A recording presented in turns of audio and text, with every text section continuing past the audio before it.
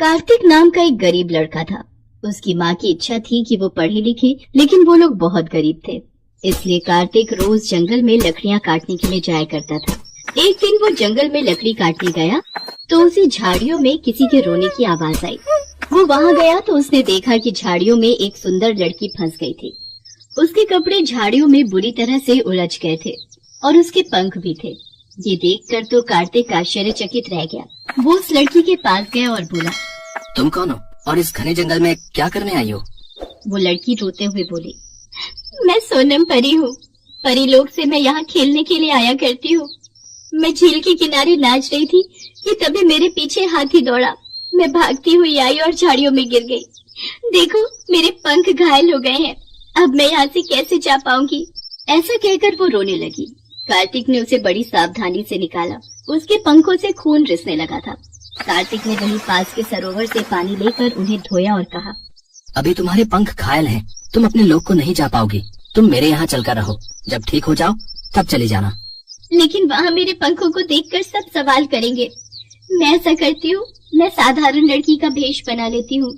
ठीक है। कार्तिक सोनम परी को अपने घर ले आया।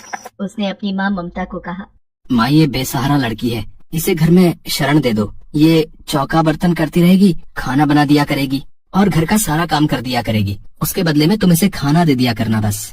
हालांकि कार्तिक के घर में इतनी गरीबी थी कि किसी के लिए भी गुंजाइश नहीं थी, लेकिन वो लोग बहुत दयालु थे, इसलिए उन्होंने सोनम को भी अपने घर में जगह दे दी। वहाँ उन्होंने सोनम परी की दवा शुरू कर दी।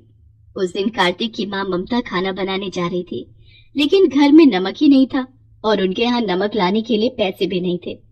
तभी ममता कार्तिक से कहती है, आज तो तू लकड़ियाँ बेचने के लिए भी बाजार में नहीं गया, जिससे पैसे भी नहीं मिले। अब बता, दाल में डालने के लिए नमक कहाँ से लाऊं?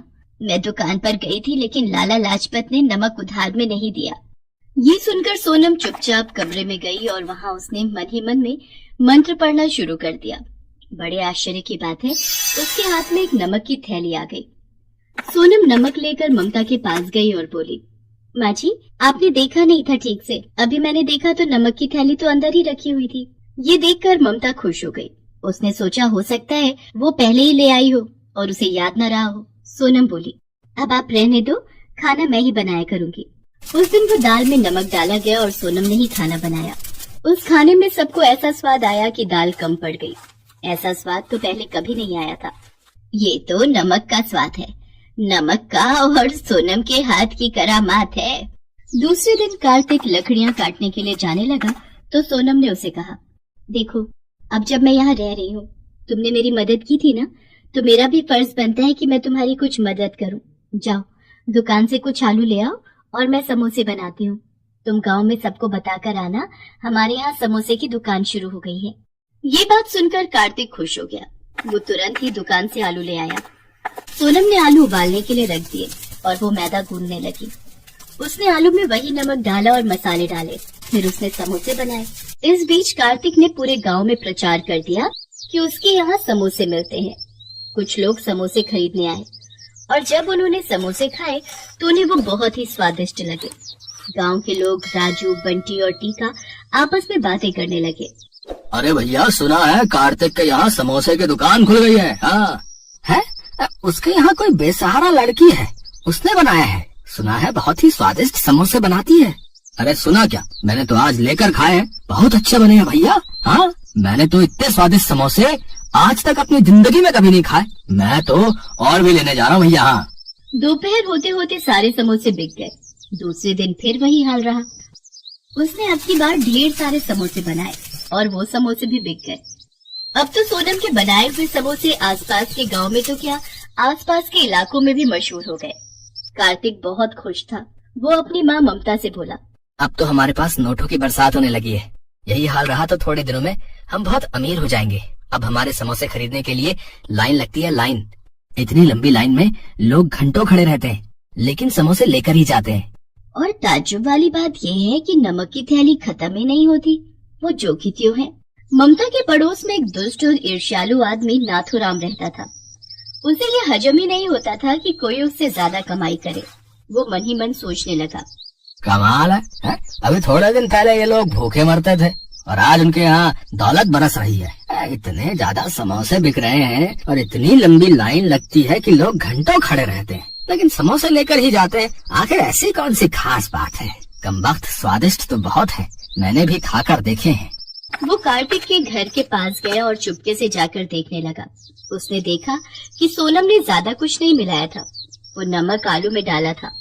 नाथुराम ने सोचा, ओह, इसका मतलब इस नमक की रहमत है। मैं इस नमक को ही चुरा लेता हूँ। इसको अगर चुरा करके ले जाऊं और इस नमक को डालकर समोसे बनाने लगूं, तो मेरे भी समोसे मशहूर हो जाएंगे, तो मैं भी माला माल हो जाऊंगा। हाँ, ये ठीक रहेगा। ये सोचकर वो अपने घर चला गया। आधी रात को वो उठा और कार्तिक के घर पहुंचा। वहाँ तो सब गहरी नींद में सो रहे थे। वो नमक की थैली को चुरा कर ले आया। उसे पता भी नहीं चला कि सोनम खटर पटर से जग गई थी और उसने नमक चोरी करते हुए उसे देख लिया था। वो मन ही मन मुस्कुराकर बोली, बच्चे, चुरा कर ले जाओ, तुझे क्या पता ये जादुई नमक है, दुष्ट लोगों के यहाँ काम नहीं करता। ऐसा कहकर उसने आगे हाथ फैलाया तो उसके हाथ में दूसरे नमक की थैली आ गई। दूसरे दिन सवेरे नाथुराम ने पूरे गांव में कह डाला, कार्तिक के समोसों की तरह मेरे यहाँ पर भी स्वादिष्ट समोसे मिला करेंगे। आप लोग मेरे यहाँ खरीद कर खाना है। सब लोग नाथुराम के यहाँ समोसे लेने के लिए गए। नाथुराम कढ़ाई में तल तल कर गरम समोसे निकाल रहा था और बहुत खुश था। उसके समोसे जैसे ही कुछ लोगों ने चखे, उन्होंने थूकना शुरू कर दिया। अरे थू थू थू थू थू थू, इतने सड़े आलू इसमें पड़े हैं और इनका स्वाद इतना खराब है। थू थू थू थू थू, हमारे पैसे बर्बाद हो गए भैया। अरे इसने हमें ठग लिया है। भाई मिट्ठू, जल्दी से पैसे वापस करो, नहीं तो फिर तुम्हारी पिटाई होगी। हाँ, समझ में नहीं आ रहा ये क्या हो गया। मैंने नमक तो वही चुराया था, तो मेरे समोसे कैसे खराब हो गए। नाथुराम अपना सिर पीटने लगा। लालच के मारे एक आलू की बोरी भी खरीद कर ले आया था। सारे लोग भाग भाग कर कार्तिक के यहाँ पहुँच गए। वहाँ लाइन लगाकर खड़े हो गए। वहाँ गर्मा गर्म समोसे निकाले जा रहे थे और सब लोग खरीद कर खा रहे थे। सोनम परी के घाव अब ठीक हो गए थे।